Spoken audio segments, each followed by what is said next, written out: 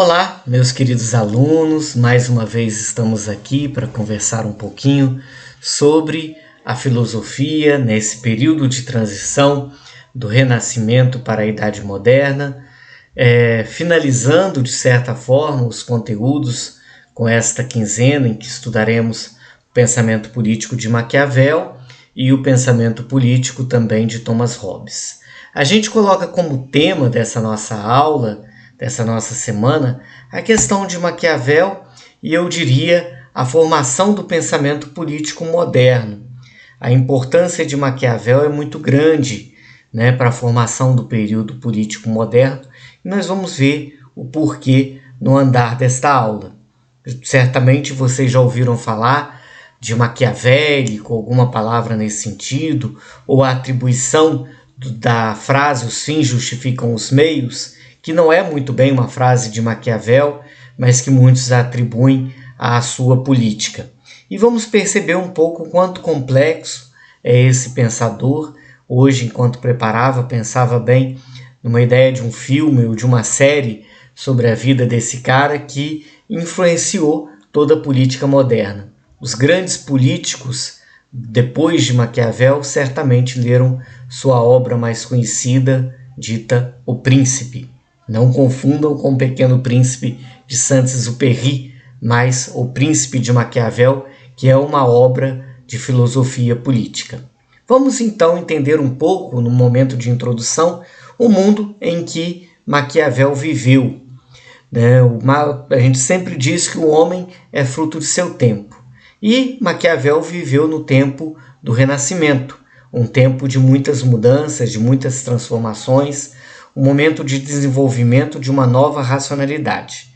O humanismo toma conta das artes e o poder da igreja foi se enfraquecendo. E o humanismo, então, surge como uma nova percepção do mundo. Essa obra, A Escola de Atenas, é uma obra que expressa muito bem esse momento, um momento de busca nos clássicos, na Grécia Antiga, na Roma Antiga, para iluminar aquele período. Um novo conhecimento. Nicolau Copérnico e Galileu Galilei, com as teorias do sistema heliocêntrico e da rotação terrestre, modificaram a certeza que o homem tinha das verdades absolutas. E a gente viu os impactos disso na filosofia da ciência, na teoria do conhecimento. Pois bem, as artes redescobriram o homem. E aí a grande obra de Michelangelo, o Davi, ele manifesta muito bem essa preocupação sobre a questão do corpo humano, a perfeição do corpo humano e a influência, a busca disso no mundo grego. Então ainda temos, por exemplo, a questão da beleza da arte, enquanto a busca pelo mundo bíblico, mas também aos temas renascentistas que buscam a perfeição do homem, nos mínimos detalhes, e algumas coisas aí são mínimas mesmo.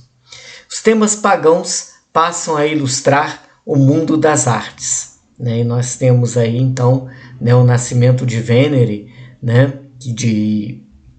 que manifesta de uma forma muito direta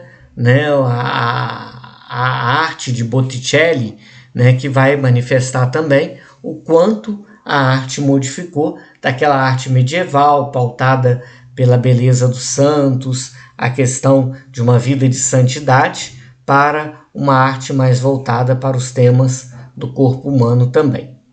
Do ponto de vista político, a Itália, em que Maquiavel viveu, ele viveu na cidade de Florença, que é uma cidade hoje italiana, mas que na época vivia numa independência, uma república com uma política conturbada, então uma independência muito grande.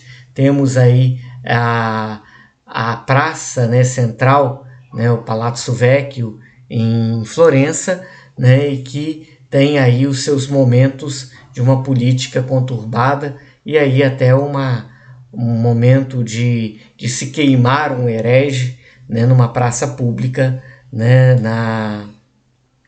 na República de Florença, né? E aí a execução de Savonarola, que era um político, um homem influente, né, na República de Florença, e que foi condenado à morte, dado os seus atos, né, naquele período. Bom, a Itália estava dividida, e ela era dividida em reinos, principados e repúblicas. Lembrando que a Itália foi um dos últimos países europeus a se unificar. Itália e Alemanha foram estados, né, europeus que demoraram muito a se unificar. A Igreja detinha o poder nos estados pontifícios. Então a Igreja, embora naquele momento já tivesse perdido muito de seu poder, ainda mantinha os estados pontifícios e intervinha nos diversos reinos da Europa, como fez Rodrigo Borgia, o Papa Alexandre VI. Florença, como a gente já disse, tinha uma política conturbada. Era uma cidade governada pela família Médici, que inclusive teve papas dessa família. Depois de uma revolta, eles perderam o poder e foram exilados. Savonarola, aquele que foi executado, que a gente mostrou ali na imagem da Praça de Florença, era um monge dominicano que toma o poder, mas sua posição de denúncia contra Roma faz com que ele seja executado. Piero Soderini, né, toma o poder e Maquiavel se torna um alto funcionário da República. O que acontece então depois? Soderini ele acaba caindo em desgraça depois de uma derrota. Florença faz uma grande guerra, ele é derrotado, né, a cidade é derrotada, e aí os Médici vão ter a oportunidade para retornar ao poder. Maquiavel, que era alto funcionário de Soderini, começou a ser visto como suspeito, um pouco próprio da nossa política atual também.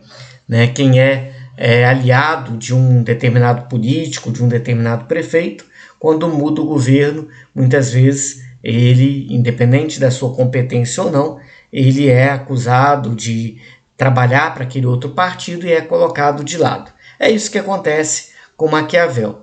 Ele é visto como suspeito, depois ele é acusado de conspiração contra os Médici, ele é preso, torturado e depois expulso, né, de Florença, e ele vai ser exilado numa propriedade da família dele, que ele é proibido de retornar para a cidade. Em uma carta para seu amigo Francesco Vettori, Maquiavel fala de suas dores e decepções com relação a esse momento. Maquiavel, então, começa a escrever uma grande obra, né, o comentário sobre a primeira década de Tito Livio, né, que é um comentário sobre um político, um imperador romano, e automaticamente, né, ele escreve essa obra. É interessante notar que nessa primeira obra, Maquiavel defende as leis, analisa os riscos da corrupção e defende a democracia. Exilado, desiludido, Maquiavel está então escrevendo essa sua primeira obra política. Mas em 1513 ele interrompe essa obra e escreve, né, num ritmo rápido, frenético, durante 3 meses, a obra O Príncipe. Este livro se tornou um divisor de águas na filosofia política, como a gente disse, escrito em apenas 3 meses. A política até então era muito entendida na concepção grega. Platão, em uma das suas grandes obras, A República, traça o estado ideal, baseado na contemplação filosófica. Aristóteles, por sua parte, pensa na política como continuação da ética. Enquanto a ética aborda as questões individuais, a política seria a arte do bem comum. O mundo medieval, então, né, vai colocar a ideia de um poder que provinha diretamente de Deus, uma teocracia direta, ou o poder era concedido, né, por Deus a uma pessoa especial. Então toda a questão da coroação que era feita pelos papas, enfim. Maquiavel dedica o príncipe a esse cara aí que aparece na foto, Lorenzo de Médici, que era governante em Florença.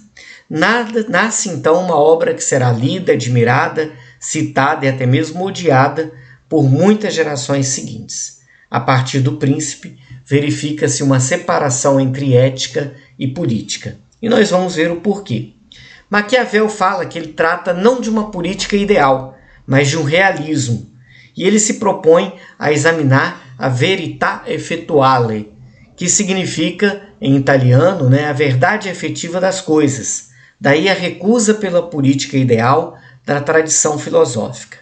Ele promove, então, uma separação entre o ser e o dever ser. Ele fala o seguinte: o destino determinou que eu não saiba discutir sobre a seda, nem sobre a lã, tão sobre as questões de lucro ou de perda. A missão é falar sobre o Estado. Será preciso submeter-se à promessa de emudecer ou terei de falar sobre ele? Então ele vai falar sobre o Estado.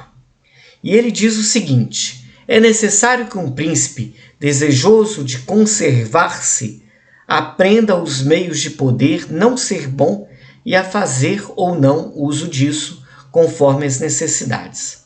E aí a frase dele, que é muito significativa: vale mais ser amado ou temido?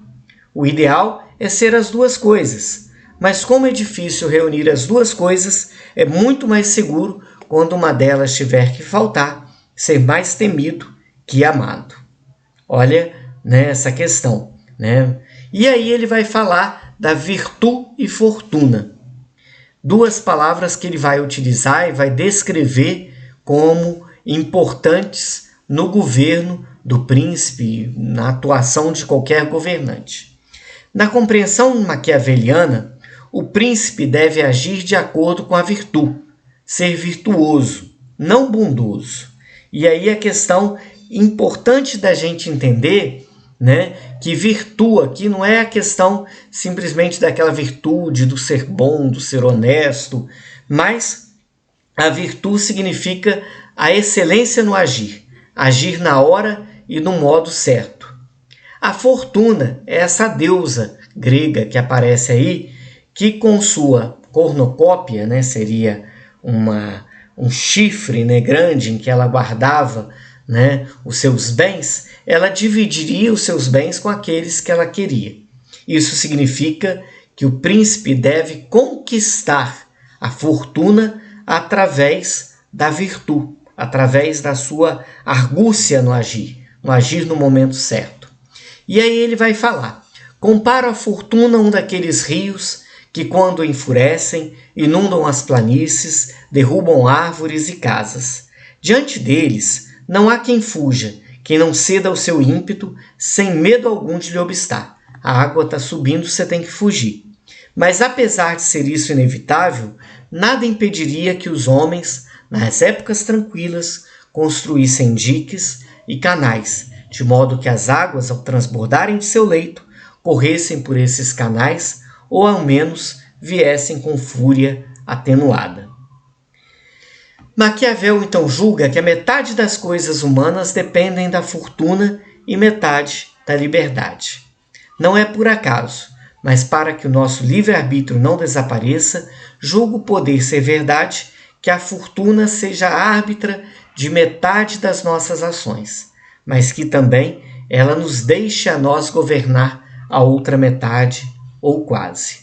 Isso significa o seguinte: nós temos, às vezes, as coisas que nos acontecem fortuitamente, ou pela sorte, ou pela vontade de Deus, se quisermos, mas que existe sim, no nosso livre-arbítrio, no nosso jeito de agir, a responsabilidade pelas nossas decisões e pelo nosso futuro.